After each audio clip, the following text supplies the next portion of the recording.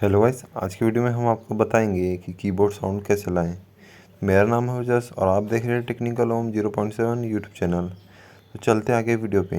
इससे पहले कि आप लोगों ने मेरे चैनल को सब्सक्राइब नहीं किया है तो प्लीज़ सब्सक्राइब कर दीजिए, बेल आइकन को दबा दीजिए और ज़्यादा से ज़्यादा शेयर करिए दोस्तों। चलते आगे वीडियो पे। दोस्तों सिंपली क्या करना है, आपको व्हाट्सएप में चले जाना है, अपने कीबोर्ड में चले जाना है।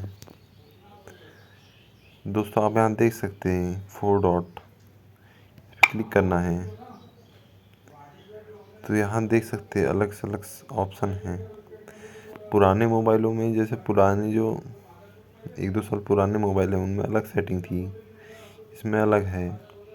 देख सकते हैं दोस्तों, यहाँ पे साउंड एंड वाइब्रेशन है, उसमें चले जाना है। आपको अपने अकॉर्डिंग साउंड को सेट कर देना है।